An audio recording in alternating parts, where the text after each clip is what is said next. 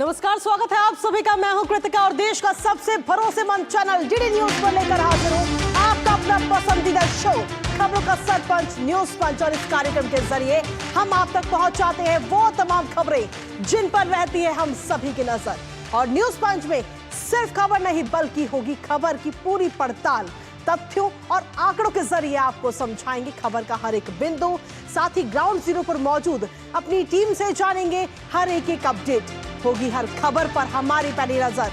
और आज न्यूज पंच के जरिए जिन प्रमुख खबरों पर होगी हमारी नजर, सबसे पहले करते हैं उन खबरों का रुख। तो आज न्यूज पंच में जिन खबरों पर रहेगी हमारी नजर, उसमें सबसे पहली खबर होगी अरविंद केजरीवाल से जुड़ी, जो आज कहीं ना कहीं दोहरी चाल चलते हुए नजर आए हैं। एक और नया ऐलान इस वक्त किया गया है अरविंद केजरीवाल की तरफ से। क्या है वो ऐलान और क्यों इसे कहा जा रहा है दोहरी चाल, बताएंगे विस्तार से इस खबर में आपको। लेकिन इसके साथ ही जो दूसरी प्रमुख खबर है वो है संभल से जुड़ी, जहां पर संभल हिंसा पर एक बार फिर से सियासत हाई देखने को मिल रही है, क्योंकि समाजवादी पार्टी का एक प्रतिनिधिमंडल इस वक्त संभल पहुंचा हुआ है, जो वहां पर हिंसा में पीड़ितों के साथ मुलाकात करता हुआ नजर आएगा। विस्तार से बताएंगे इस खबर के बारे में भी। लेकिन साथ ही जो तीसरी प्रमुख खबर है वो है मौसम से जुड़ी। जी हां, बर्फ की चादर से जो पहाड़ है वो इस वक्त ढके हुए हैं और ऐसे में जो सैलानी, जो पर्यटक पहाड़ी क्षेत्रों में पहुंचे हैं नया साल मनाने के लिए, वो इस वक्त आनंदमय नजर आ रहे हैं और उनके चेहरे खिले हुए हैं। वहां की कुछ खास तस्वीरें भी आपको दिखाएंगे कि किस तरीके से पहाड़ों पर चारों तरफ सिर्फ बर्फ ही बर्फ नजर आ रही। तो विस्तार से करेंगे इस खबर के बारे में भी चर्चा। और इसी के साथ कर लेते हैं न्यूज पंच की शुरुआत प्रमुख खबर के साथ। दिल्ली विधानसभा चुनावों की तैयारी में आम आदमी पार्टी जुटी हुई है और एक बार फिर से बड़ा चुनावी वादा दिल्ली की जनता से आम आदमी पार्टी ने कर दिया है। दरअसल अरविंद केजरीवाल ने आज एक प्रेस कॉन्फ्रेंस करके एक पुजारी और ग्रंथी सम्मान योजना का ऐलान किया है। और इस योजना के तहत हर महीने मंदिर के पुजारियों और गुरुद्वारे के ग्रंथियों को 18,000 रुपए की राशि दी जाने की बात कही गई है। हालांकि इससे पहले भी आम आदमी पार्टी कई योजनाओं का ऐलान कर चुकी है, जिसमें बुजुर्गों के लिए पेंशन राशि बढ़ाई गई, महिलाओं के लिए सहयोग राशि का ऐलान किया गया, संजीवनी योजना का ऐलान किया गया। हालांकि महिला सम्मान योजना और संजीवनी योजना पर विभागों की तरफ से पहले ही पब्लिक नोटिस जारी करके जनता को आगाह किया जा चुका है। पर अब एक और योजना का ऐलान कर दिया गया। आम आदमी पार्टी के संयोजक अरविंद केजरीवाल ने ऐलान किया है कि इस योजना के लिए कल से पंजीकरण भी शुरू होगा। और कल अरविंद केजरीवाल दिल्ली के कनॉट प्लेस में स्थित हनुमान मंदिर जाकर स्वयं पंजीकरण कराएंगे। पर इस योजना को लेकर अभी से तमाम सवाल उठने भी शुरू हो चुके हैं।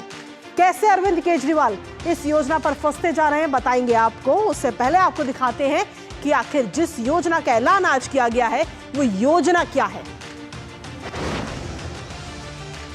तो दिल्ली चुनाव से पहले एक और रेवड़ी कहीं ना कहीं आम आदमी पार्टी की तरफ से ये दिखाई गई है। पुजारियों के लिए केजरीवाल की तरफ से ये बड़ा ऐलान किया गया है, जहां पुजारी ग्रंथी सम्मान योजना की घोषणा इस वक्त आम आदमी पार्टी की तरफ से की गई है। अरविंद केजरीवाल ने की है आज प्रेस कॉन्फ्रेंस करके, जिसमें पुजारियों और ग्रंथियों के सम्मान में ये महत्वपूर्ण योजना है। और इस योजना के जरिए हर पुजारी और ग्रंथी को 18,000 रुपए महीने देने की बात कही गई है आम आदमी पार्टी की तरफ से, कि अगर वो सत्ता में आते हैं तो 18,000 रुपए दिए जाएंगे हर महीने। और साथ ही इस योजना के लिए कल से रजिस्ट्रेशन भी शुरू हो जाएगा। इससे पहले दो योजनाओं का और इससे पहले सामना हो चुका है। इस पहले 2100 रुपए महीना सम्मान निधि देने का ऐलान किया गया था आम आदमी पार्टी की तरफ से, और अब 18,000 रुपए प्रति महीने देने की बात कही गई है। इसके साथ ही बुजुर्गों के मुफ्त इलाज के लिए संजीवनी योजना की भी घोषणा आम आदमी पार्टी ने की थी। ऑटो रिक्शा चालकों के लिए कई लोक लुभावने वादे आम आदमी पार्टी ने किए थे। महिलाओं के लिए कई सारे वादे किए गए, योजना लाई गई। मौजूदा विधानसभा का कार्यकाल आपको बता दें कि 23 फरवरी 2025 तक का है और उससे पहले कहीं ना कहीं चुनाव होने हैं, दिल्ली के अंदर विधानसभा चुनाव होने हैं। और ऐसे में विधानसभा चुनाव होने से पहले ही इस तरीके की रेवड़ियां बांटने की ये कवायद इस वक्त दिल्ली के अंदर चल रही है। लेकिन जहां एक तरफ वो तमाम योजनाओं का ऐलान किया जा रहा है, वहीं दिल्ली सरकार, या यूं कहे कि आम आदमी पार्टी घिरती हुई भी नजर आ रही है, क्योंकि दिल्ली वक्फ बोर्ड के इमामों की तरफ से प्रदर्शन किया गया अरविंद केजरीवाल के घर के बाहर। और ये प्रदर्शन आखिर क्यों हो रहा है, ये इस पर आपको बता दें कि दरअसल 17 महीनों से वेतन नहीं दिया गया है इमामों को। जिसके बाद में ये इमाम लगातार ये मांग कर रहे हैं कि आप ये हमें ये बताइए कि आखिर हमारा वेतन क्यों नहीं दिया जा रहा पिछले 17 महीनों से। जहां एक तरफ योजनाओं पर योजनाओं का ऐलान इस वक्त आम आदमी पार्टी कर रही है, वहीं दूसरी तरफ इमामों का वेतन नहीं गया। पिछले 6 महीनों से इस मुद्दे को उठाने की कोशिश इमाम लगातार दिल्ली के अंदर कर रहे हैं और आज भी अरविंद केजरीवाल के घर के बाहर ये विरोध प्रदर्शन किया गया है। आखिर क्यों ये वेतन नहीं दिया जा रहा, ये सवाल इस वक्त लगातार इमाम उठा रहे हैं। एक तरफ जहां तमाम वादे, तमाम योजनाएं लाई जा रही हैं, महिलाओं के लिए योजनाएं हैं, संजीवनी योजना है, और वहीं दूसरी तरफ पुजारियों के लिए योजनाएं लाई जा रही है, ग्रंथियों के लिए योजनाएं लाई जा रही है, लेकिन वहीं इमामों के लिए कहीं ना कहीं जो वेतन है उनका, वो वेतन भी पिछले 17 महीनों से नहीं दिया जा रहा। और इसीलिए कहा जा रहा है कि दिल्ली के अंदर कहीं ना कहीं आम आदमी पार्टी जो है वो दोहरी चाल चल रही है। और एक तरह से हम देखें तो वक्फ बोर्ड के इमामों की तरफ से ये प्रदर्शन हमें देखने को मिला है। आम आदमी पार्टी की जो सरकार है उसके खिलाफ ये विरोध प्रदर्शन किया गया। इससे पहले जो योजनाएं लाई गई थी उन दोनों योजनाओं को लेकर के विभागों की तरफ से पब्लिक नोटिस पहले ही जारी किया जा चुका है, जिसमें यह कहा गया था कि ये सिर्फ धोखाधड़ी है और डाटा कलेक्शन किया जा रहा है इन योजनाओं के नाम पे। ऐसी कोई योजना नहीं है। उसके बावजूद भी आज आम आदमी पार्टी की तरफ से, अरविंद केजरीवाल की तरफ से एक और योजना का ऐलान कर दिया गया है और इस योजना में कहा गया है कि हर महीने 18,000 रुपए पुजारियों और ग्रंथियों को दिए जाएंगे। सवाल यही है कि अगर आम आदमी पार्टी सत्ता में आती है तो इतने पैसे कहां से दिए जाएंगे। केजरीवाल ने जहां मतदाताओं को रेवड़ी बांटी तो वहीं शहजाद पूनावाला ने उन पर जमकर हमला भी बोला है। क्या कुछ कहा है आपको सुनाते हैं। आज जो योजना का मैं ऐलान करने जा रहा हूं, इस योजना का नाम है पुजारी ग्रंथी सम्मान योजना।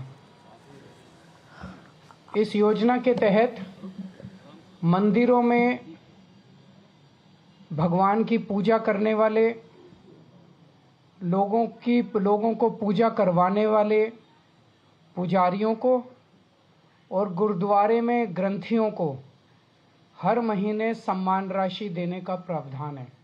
अरे अरविंद केजरीवाल, अब घोषणा क्यों कर रहे हो? 10 साल सरकार में थे, आपने पुजारी ग्रंथी को 1 रुपया नहीं दिया और हजारों करोड़ रुपए लुटा दिए वक्फ पर, मौलवियों पर।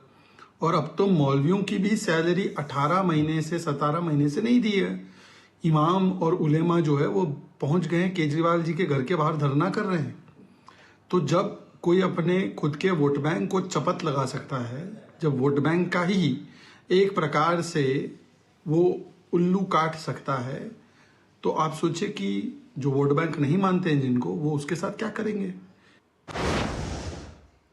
और इसके साथ ही भारतीय जनता पार्टी के नेता शहजाद पूनावाला ने राहुल गांधी के वियतनाम दौरे को लेकर भी उनको जमकर घेरा, वो भी आपको सुनाते हैं।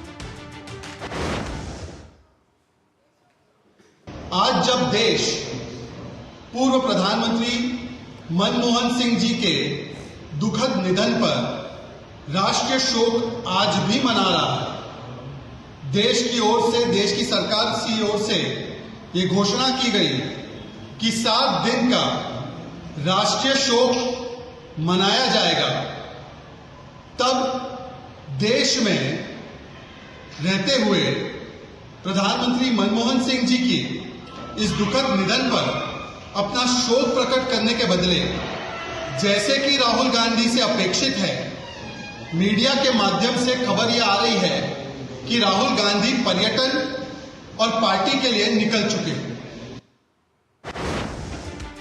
तो राहुल गांधी के वियतनाम दौरे को लेकर जमकर घेरते हुए नजर आए भारतीय जनता पार्टी के प्रवक्ता। और इसके साथ ही सीधा रुख कर लेते हैं हमारे सहयोगी धीरज का।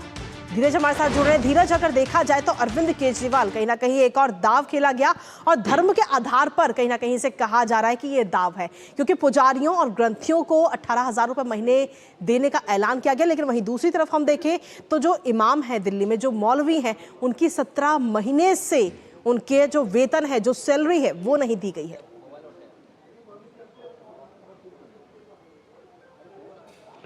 जी, आपने बिल्कुल सही कहा। अभी से थोड़ी देर पहले लगभग 10:30 बजे के आसपास जो आम आदमी पार्टी का जो आम आदमी पार्टी के जो पूर्व जो संयोजक हैं अरविंद केजरीवाल, उनके आवास के बाहर लगभग 250 की संख्या में दिल्ली के इमाम ने अभी प्रदर्शन किया है और उनसे अपने 18 महीने की सैलरी मांगी है। और इमामों के इस प्रदर्शन में जो इमाम जो एसोसिएशन के जो अध्यक्ष हैं जो साजिद रशीदी, वो भी मौजूद थे और उन्होंने साफ तौर पे ये कहा है कि बीते 17 महीनों से मुझे सैलरी नहीं मिली है और मैंने कई बार आतिशी से मिलने की कोशिश की है और 15 दिन पहले हमारी दिल्ली के मुख्यमंत्री से मुलाकात हुई थी और मुख्यमंत्री ने मुझे आश्वासन दिया था कि 3 से 4 दिनों में आपके जो मसले हैं उनका समाधान किया जाएगा, लेकिन उसके बाद हमारी आतिशी से कोई मुलाकात नहीं हुई है।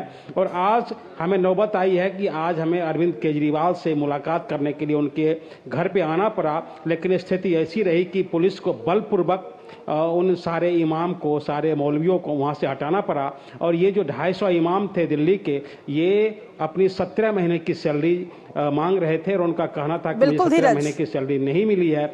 दूसरी तरफ उसी अपने ही आवास से आम आदमी पार्टी के जो संयोजक हैं, आम आदमी पार्टी के संयोजक अरविंद केजरीवाल, उन्होंने आज पुजारी और ग्रंथियों के लिए 18,000 रुपये महीने की घोषणा कर दी और उन्होंने साफ तौर पर यह कहा है कि जो कल से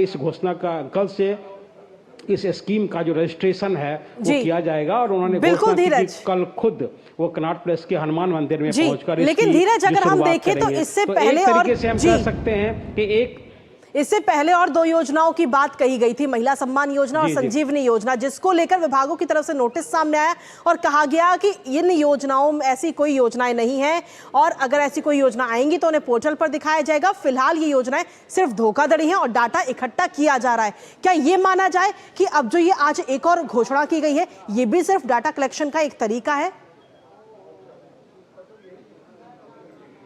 बिल्कुल आप सही कह रहे हैं, क्योंकि जो महिला सम्मान की बात, महिला सम्मान निधि की बात की उन्होंने और बुजुर्गों के इलाज की बात उन्होंने की थी और जिस दिन उन्होंने इन योजनाओं की घोषणा की उसके अगले ही दिन जो महिला विभाग एवं स्वास्थ्य विभाग का एक जो विज्ञापन है वो अखबारों में नजर आया और उस विज्ञापन में साफ तौर पर यह बताया गया कि जो आम आदमी पार्टी की सरकार जो घोषणाएं करने जा रही है उस घोषणाओं का नोटिफिकेशन उनके पास नहीं है। तो अगर किसी योजना का नोटिफिकेशन संबंधित मंत्रालय के पास अगर नहीं पहुंचता है तो उस योजना को कैसे अमली जामा पहनाया जा सकता है।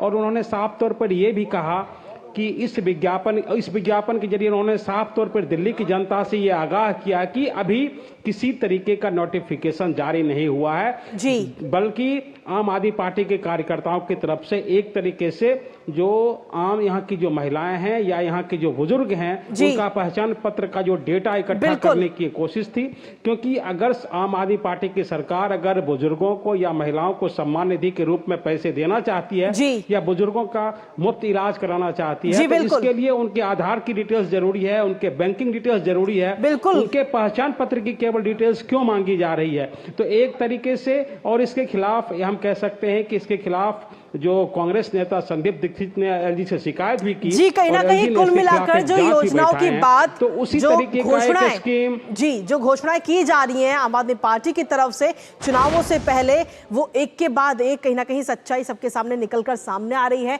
बहुत बहुत शुक्रिया धीरज तमाम अपडेट साझा करने के लिए। इसी के साथ अगली खबर का रुख कर लेते हैं। संभल से जुड़ी अगली खबर है। दरअसल उत्तर प्रदेश का जो संभल है वो लगातार सुर्खियों में बना रहता है आजकल और इसको लेकर राजनीतिक दलों की सियासत भी जारी है। समाजवादी पार्टी का एक प्रतिनिधिमंडल आज संभल जिला पहुंचा है और 24 नवंबर को संभल में हुई हिंसा के पीड़ितों से वो मुलाकात करेगा। समाजवादी पार्टी का प्रतिनिधिमंडल का नेतृत्व उत्तर प्रदेश विधानसभा में नेता प्रतिपक्ष माता प्रसाद पांडे कर रहे हैं। कुल 11 सदस्य इस प्रतिनिधिमंडल में शामिल हैं और साथ ही आपको बता दें कि प्रतिनिधिमंडल में संभल के समाजवादी पार्टी के सांसद जियाउर रहमान बर्क भी इसमें शामिल है। इस मुलाकात के बाद डेलीगेशन समाजवादी पार्टी के मुखिया अखिलेश यादव को पूरी हिंसा की रिपोर्ट अपनी सौंपेगा। दरअसल बीती 24 नवंबर को जामा मस्जिद के सर्वे के दौरान इकट्ठा हुई भीड़ ने जमकर पत्थरबाजी, आगजनी और फायरिंग की थी, जिसमें 5 लोगों की मौत भी हुई थी, जबकि कई पुलिस वाले समेत अन्य कई लोग घायल हुए थे। इस हिंसा के बाद इस पूरे मामले पर जमकर सियासत भी हुई। 24 नवंबर को ही हिंसा के बाद संभल जिला प्रशासन ने 10 दिसंबर तक बाहर के लोगों के प्रवेश पर पूरी तरह से पाबंदी लगाने के आदेश जारी किए थे। और संभल हिंसा के मामले में अब तक 12 एफआईआर भी दर्ज की गई है, जिसमें स्थानीय सपा सांसद जियाउर रहमान बर्क और स्थानीय इकबाल महमूद के बेटे समेत सैकड़ों लोगों को आरोपी बनाया गया। और इतना ही नहीं, अब तक कई सारी गिरफ्तारियां भी इस पूरे मामले पर हो चुकी हैं। समाजवादी पार्टी के डेलीगेशन का फिलहाल आज ये संभल दौरा है, इसको लेकर बात करेंगे, चर्चा करेंगे, लेकिन उससे पहले एक नजर ग्राफिक्स पर। तो सपा सांसद जियाउर रहमान बर्क भी इसमें शामिल है। समाजवादी पार्टी का जो पूरा प्रतिनिधिमंडल है, 11 सदस्यों का ये प्रतिनिधिमंडल है जो आज संभल पहुंचेगा। माता प्रसाद पांडे सहित 11 सदस्यों का ये प्रतिनिधिमंडल आज संभल पहुंचेगा। माता प्रसाद पांडे इसका नेतृत्व कर रहे हैं और प्रतिनिधिमंडल में संभल के सपा सांसद जियाउर रहमान बर्क भी शामिल है, जो इनका नाम एफआईआर में भी शामिल है। हिंसा प्रभावित क्षेत्र का दौरा कहीं ना कहीं ये पूरी टीम जो है, ये प्रतिनिधिमंडल जो है वो करती हुई नजर आएगी। और इसके साथ ही आपको बता दें कि हिंसा में मारे गए लोगों के परिजनों के साथ मुलाकात होगी, साथ ही उनको आर्थिक राशि भी दी जाएगी। आर्थिक राशि के जो चेक हैं वो परिजनों को सौंपे जाएंगे। परिजनों को आर्थिक राशि देने का ऐलान समाजवादी पार्टी की तरफ से किया गया था। उसके बाद आज ये संभल का दौरा है सपा प्रतिनिधिमंडल का। संभल में बीती 24 नवंबर को हिंसा हुई थी और उस हिंसा में कई लोग मारे गए थे। 10 दिसंबर तक बाहर के लोगों के प्रवेश पर पाबंदी थी, जिसके बाद में आज समाजवादी पार्टी का जो ये पूरा डेलीगेशन है 11 सदस्यों का, वो आज संभल पहुंचेगा। इसके साथ ही अगर हम देखें तो एएसआई के निर्देश अनुसार खुदाई और मिट्टी हटाने का काम भी संभल में दूसरी ओर लगातार जारी है। खुदाई के दौरान बावड़ी की दीवार पर मकान का निर्माण हुआ, ये भी पता चला। और खुदाई में हर रोज नए खुलासे वहां पर हो रहे हैं। इसके साथ ही खुदाई के दौरान कई पुराने अवशेष भी वहां से मिले। हालांकि एएसआई की टीम लगातार इस पर जांच कर रही है। और इसी बीच अगर हम देखें तो एसपी का क्या कुछ कहना है, वो एक बार आपको सुना देते हैं। जनपद संभल में 24 नवंबर को हुई हिंसा में अभी तक 50 लोग गिरफ्तार किए जा चुके हैं और 91 लोग हैं वो अभी भी वांछित हैं। और उनके अलावा कई सारे ऐसे फोटोज हैं वो भी अनआइडेंटिफाइड है, उनको आइडेंटिफाई कराने का प्रयास किया जा रहा है। जल्द ही जो वांछित लोग हैं उनके खिलाफ एनबीडब्ल्यू एवं पुरस्कार की कार्रवाई है वो भी अमल में लाई जाएगी। घटना किन कारणों से कारित हुई है, कौन कौन व्यक्ति इसके पीछे हैं, सभी एंगल पे इन्वेस्टिगेशन किया जा रहा है। घटना में जो प्रयुक्त हुए असले हैं, जो अवैध गोलाबारी हुई थी और जो मौके पे फोरेंसिक की टीम को जो कार्ट्रिजेज मिले हैं, उन सब का भी इन्वेस्टिगेशन है वो करवाया जाएगा। तो संभल हिंसा को लेकर अब तक क्या कुछ हुई है कार्रवाई, उसकी जानकारी एसपी की तरफ से दी गई। और इसी के साथ हमारे साथ इस वक्त हमारे सहयोगी विकास इस वक्त जुड़ गए, सीधा उन्हीं का रुख करेंगे। विकास, संभल में 24 नवंबर को ये हिंसा हुई थी और उस हिंसा के बाद अब ये आज समाजवादी पार्टी का जो पूरा प्रतिनिधिमंडल है 11 सदस्यों का, वो आज संभल पहुंच रहा है, जहां पीड़ित परिजनों के साथ मुलाकात करेगा। आर्थिक राशि के चेक भी सौंपे जाएंगे। क्या कुछ अपडेट्स हैं आपके पास? जी बिल्कुल, ये प्रतिनिधि मंडल संभल पहुंच चुका है। संभल के पीडब्ल्यूडी गेस्ट हाउस में प्रशासन के द्वारा इनके मिलने के इंतजाम किए गए थे। इससे पहले जो परिजन थे जिन लोगों से इनकी मुलाकात होनी थी वो लोग वहां पे पहुंच चुके थे। स्थानीय नेता भी वहां पर पहुंचे हुए थे। वहां के जो स्थानीय विधायक हैं, जो प्रतिनिधि मंडल में जिनका नाम है इकबाल महमूद, वो भी पहले से ही पहुंचे हुए थे। अब माता प्रसाद पांडे समेत इनका समाजवादी पार्टी का प्रतिनिधि मंडल वहां पहुंच चुका है। अब उनसे मुलाकात करेगा और जो एक बात कही जा रही है आर्थिक सहायता की, वह इनको प्रदान की जाएगी। इन सब पूरे प्रकरण को हम देखते हैं तो संभल में एक तरफ घटनाक्रम, एक तरफ समाजवादी पार्टी का रुख बिल्कुल एक तरफ। समाजवादी पार्टी उन मुस्लिम युवकों को जो उस घटना में जिनकी मृत्यु हुई थी उनको आर्थिक सहायता देते हैं, लेकिन प्रदेश में और कोई घटना होती है जहां कोई धर्म विशेष का ना होता है तो वहां समाजवादी पार्टी वहां के बारे में कहीं कुछ नहीं बोलती है। वहां पर 28 पुलिस वाले उस घटना में जख्मी होते हैं, उसके बारे में एक बात नहीं कही जाती है समाजवादी पार्टी की तरफ से। उस घटना पे कोई कुछ नहीं बोला जाता है। वहां पर 46 सालों बाद मंदिर मिलता है जिस घटनाक्रम के तहत वहां पर पूरे हिंदू उस इलाके को छोड़कर चले जाते हैं, उस पर कुछ नहीं बोला जाता है। लेकिन समाजवादी पार्टी इन लोगों को 5-5 लाख रुपए की सहायता की राशि प्रदान करने आज पहुंची है। समाजवादी पार्टी का रुख साफ है, उनकी राजनीति क्या है, आगे वो किस दिशा में चलना चाहते हैं। कहीं ना कहीं संभल में जो हिंसा हुई उसको लेकर राजनीति लगातार बरकरार है और तमाम जो राजनीतिक दल है वो इस पर अपनी राजनीति की रोटियां सेकने से बाज नहीं आ रहे। फिलहाल बहुत बहुत बहुत शुक्रिया विकास, तमाम अपडेट्स हमारे साथ साझा करने के लिए। तो आज ये प्रतिनिधिमंडल है वो आज मुलाकात करेगा और इसके बाद में पूरी जो रिपोर्ट है वो साथ ही पेश की जाएगी अखिलेश यादव के साथ। इसी के साथ चलिए आगे बढ़ लेते हैं और अगली खबर का रुख कर लेते हैं। अगली खबर है ठंड से जुड़ी। जी हाँ, ठंड के मौसम में हिल स्टेशन पर घूमने जाना बेहद ही रोमांचक अनुभव होता है और ऊपर से अब तो बर्फबारी भी शुरू हो चुकी है, जो कहीं ना कहीं इन्हें हिल स्टेशंस को और भी खूबसूरत बना रही है। ऐसे में कई लोग नया साल यानी न्यू ईयर मनाने के लिए पहले ही हिल स्टेशंस पर पहुंच चुके हैं। पहाड़ों पर जमकर बर्फबारी हो रही है, जिससे वहां पहुंचे पर्यटकों के चेहरे खिले हुए हैं। जम्मू कश्मीर की वादियां बर्फबारी से गुलजार नजर आई। लग रहा है जैसे पहाड़ों ने बर्फ की चादर ही ओढ़ ली हो। लेकिन वहीं दूसरी तरफ उत्तर भारत शीतलहर की चपेट में है। मैदानी इलाकों में कड़ाके की ठंड पड़ रही है। वेस्टर्न डिस्टर्बेंस के कारण देश के विभिन्न राज्यों में हो रही बारिश के बाद अब देश भर में ठिठुरन भी बढ़ने लगी है। इसके साथ ही दिल्ली एनसीआर की अगर बात करें तो रविवार से शीतलहर का कहर बढ़ चुका है। लगातार 20 से 25 किलोमीटर प्रति घंटे की रफ्तार से तेज हवाएं चल रही हैं और ठंडी हवाओं की वजह से सर्दी का सितम दिल्ली एनसीआर में बढ़ गया है। बीते रविवार को दिन भर शीतलहर चलती रही, जिस वजह से राजधानी वासियों को दिन भर ठिठुरन महसूस होती रही। दिन भर लोग खुद को ठंड से बचाने के लिए सड़कों पर आग तापते हुए नजर आए और अपने संवाददाता से जानेंगे ताजा मौसम के हाल। उससे पहले आपको दिखाते हैं बर्फबारी और शीतलहर से जुड़ी कुछ अलग अलग तस्वीरें। तो बेहद खूबसूरत ये तस्वीरें नजर आ रही हैं, जहां बर्फ से वादियां एकदम ढकी हुई नजर आ रही हैं। तस्वीरें आप देख रहे हैं, क्या घर और क्या पेड़, हर तरफ सिर्फ बर्फ ही बर्फ नजर आ रही है। पहली तस्वीर आप देख रहे हैं डोडा की ये तस्वीर है, दूसरी तस्वीर श्रीनगर की और तीसरी कुल्लू की तस्वीर है। आपको हम दिखा रहे हैं श्रीनगर में जो झील है वो भी इस वक्त जम चुकी है। हालांकि जो पर्यटक वहां पर पहुंच रहे हैं उनके चेहरे जरूर खिल गए। जहां एक तरफ बारिश का सीजन है, वहीं दूसरी तरफ बर्फबारी पहाड़ी इलाकों में देखने को मिल रही है। तो ये तीन तस्वीरें हम आपको अलग अलग दिखा रहे हैं। इसके साथ ही शीतलहर की तस्वीरें भी हम आपको दिखाते हैं और शीतलहर की तस्वीरें भी हम आपको दिखाएंगे। लेकिन इसी के साथ हमारे साथ हमारी सहयोगी प्रियंका इस वक्त जुड़ गई है शिमला से। सीधा उनका रुख करते हैं। प्रियंका, काफी संख्या में पर्यटक जो हैं वो इस वक्त वहां पर पहुंचे हुए हैं और बर्फबारी का आनंद लेते हुए नजर आ रहे हैं। चेहरे खिले हुए हैं पर्यटकों के।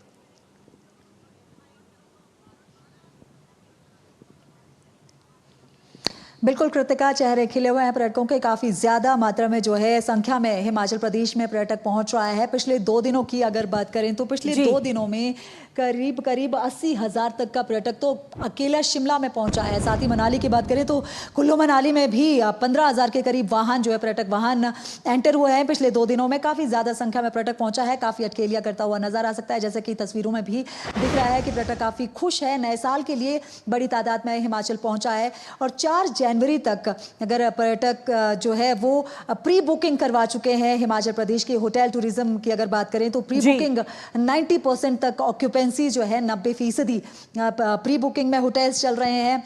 व्यवसायों के चेहरे पर भी रौनक है, क्योंकि उनके लिए भी ये कुछ ऐसे समय रहता है जब उनके लिए भी कमाई का समय होता है। तो पर्यटक काफी खुश है और साथ ही साथ कुछ दुश्वारियां जरूर बढ़ी है कृतिका, क्योंकि बर्फबारी के बाद अब जो है सड़कें जो है सड़कों पे फिसलन है। ब्लैक आइसिंग की वजह से काफी एक्सीडेंट्स जो है वो भी हो रहे हैं। तो लोगों को काफी परेशानियों का सामना करना, पर्यटकों को भी परेशानियों का सामना करना पड़ रहा है। लेकिन पर्यटन काफी खुश है और लगातार प्रदेश का रुख कर रहे हैं। ठीक है, फिलहाल शुक्रिया प्रियंका तमाम जानकारी और अपडेट्स साझा करने के लिए। तो मौसम एकदम खुशनुमा बना हुआ है पहाड़ों पर। इसी के साथ भारतीय जनता पार्टी की तरफ से इस वक्त प्रेस कॉन्फ्रेंस की जा रही है। क्या कुछ कहना है, आइए देखते हैं। वोट यहां से नई दिल्ली विधानसभा में पिछले 5 साल में कट गया है, यानी कि हर महीने 1000 वोट यहां पर कटता है। तो ये 61,000 वोट पिछले 5 साल में कटा। इसके ऊपर में अरविंद केजरीवाल ने एक बार भी प्रेस कॉन्फ्रेंस नहीं की कि इतना बड़ा आंकड़ा कैसे कट गया है। मैं जब यहां पर लोगों से मिला हूं और जो ज्यादातर भारतीय जनता पार्टी के समर्थक हैं, वोटर हैं, वो लोगों ने मुझे बताया कि हमारा वोट पिछले विधानसभा में भी कट गया था और 2024 के लोकसभा चुनाव में भी हमारा वोट कैसे कट गया हमको नहीं पता, हम तो यहीं रहते। यानी कि अरविंद केजरीवाल की टीम जो भारतीय जनता पार्टी के समर्थक हैं, वोटर हैं, उनको पहचान कर करके उनकी वोट काटने का काम कर रही थी। नई दिल्ली विधानसभा में 3 हमारे मंडल हैं और जो 3 मंडल में से भारतीय जनता पार्टी का सबसे समर्थक मंडल है वो है सरोजनी नगर मंडल। केवल सरोजनी नगर मंडल से ही सबसे ज्यादा वोट कटे, क्योंकि हमेशा भारतीय जनता पार्टी वहां पे जीतती आई है। तो ये काम अरविंद केजरीवाल जी पिछले 5 साल से कर रहे थे। मैं आपको कुछ यहां पे वोटर लिस्ट के बारे में बताऊंगा। अभी जैसे अध्यक्ष जी ने बताया, एक बार ये स्लाइड दिखाएंगे जरा।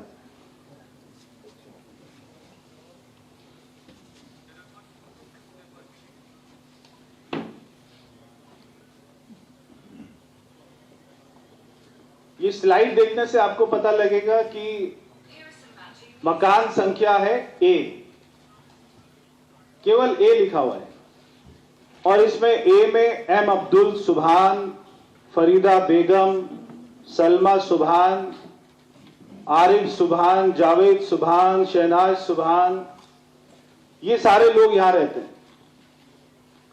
और ऐसे ही इसी के साथ ही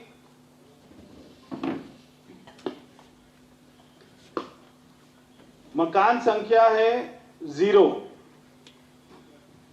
मकान संख्या में 144 लोग रहते हैं। कोई मकान का एड्रेस नहीं है।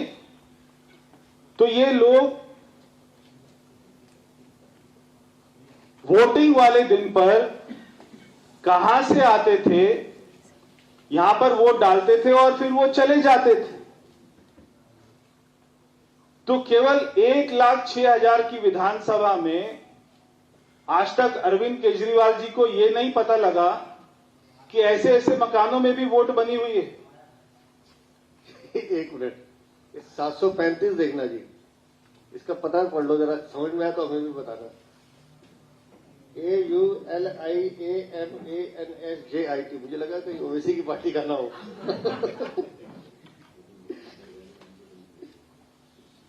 तो ऐसे एक मकान संख्या है, उसके आगे मकान संख्या के आगे लिखा हुआ है मकान संख्या।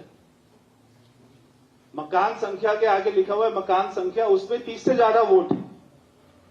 और एक मकान संख्या है जिसके आगे कुछ भी नहीं लिखा, ए भी नहीं लिखा, 0 भी नहीं लिखा, केवल वो खाली डैश है।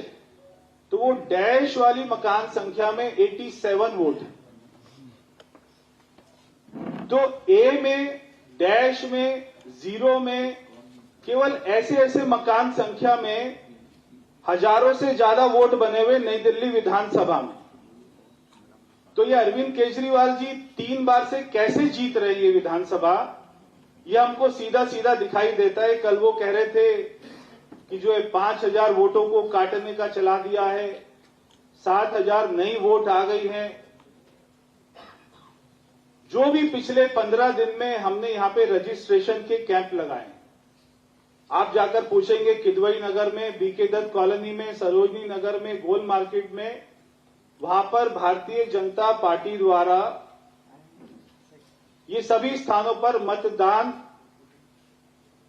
शिविर, जो भी वहां पर न्यू वोटर हैं जो वहां पर शिफ्ट हुए हैं, उसके लिए हमने शिविर लगाए हैं। इसकी सारी पिक्चर्स भी मैंने मेरे सोशल मीडिया पर डाल दी है। तो वहां पर नए वोटरों ने अपना रजिस्ट्रेशन कराया। तो जो लोग रहते हैं, जिनके एड्रेस है, उन पर तो अरविंद केजरीवाल जी को तकलीफ है। और जो लोग नहीं रहते हैं, ऐसे हजारों की संख्या में वोट ये विधानसभा में बने हुए हैं, इनके ऊपर में अरविंद केजरीवाल जी की चुप्पी हमको दिखाई देती है, कोई आवाज नहीं सुनाई देती है। तो हमने ये सारे वोटों के लिए अप्लाई किया है कि यहां के डीएम ऑफिस को अप्लाई किया है, जो यहां के एआरओ साहब हैं उनको अप्लाई किया है कि वो इनकी जांच कराए। केवल हमारे कहने से नहीं, वो इनकी जांच कराए, इनके पते पर जाएं और वहां पर देखें कि एक मकान में कोई एड्रेस नहीं है, वहां पर 144 लोग कहां से रहते, और वो आते थे वोटिंग डे और वो यहां पर वोट डालते थे और चले जाते थे। ये उनका काम था। अब ये कौन लोग थे, इनके बारे में तो केवल अरविंद केजरीवाल जी ही बता सकते ये कौन लोग हैं, कहां से आते थे, वोट डालकर कहां चले जाते थे। तो ये मैं सारे डॉक्यूमेंट, ये सारे पेज मैं अरविंद केजरीवाल जी को दिखाना चाहता हूं कि इनको एक बार देख लीजिए। मैं आपके घर में भेज देता हूं। अरविंद केजरीवाल जी, इनकी जांच कर लीजिए और इनके बारे में आपको क्या कहना है उसके बारे में मैं आपका जवाब सुनना चाहता हूं। बहुत बहुत धन्यवाद। दोस्तों, मैंने कल भी एक बात कही थी कि तो भाजपा नेता प्रवेश वर्मा को आपने सुना, जिन्होंने सीधे तौर पर दिल्ली के अंदर वोटर लिस्ट को लेकर जो फर्जीवाड़ा, जो धांधली हो रही है उसको लेकर आम आदमी पार्टी पर हमलावर होते हुए नजर आए। साथ ही आम आदमी पार्टी ने जिस तरीके से कहा था, बीजेपी पर आरोप लगाया था कि कई सारे वोटों को बीजेपी काट रही है, लेकिन वहीं दूसरी तरफ जो फर्जीवाड़ा, एक ही मकान में जिसका कोई मकान नंबर नहीं है, उस मकान में 144 लोगों के वोट हैं, आखिर कैसे, इसको लेकर सीधा सवाल उठाते हुए प्रवेश वर्मा नजर आए। इसी के साथ फिलहाल न्यूज पंच में मुझे और हमारी टीम को दीजिए अनुमति। कल सुबह 10:30 बजे फिर होगी आपसे मुलाकात। तब तक के लिए नमस्कार।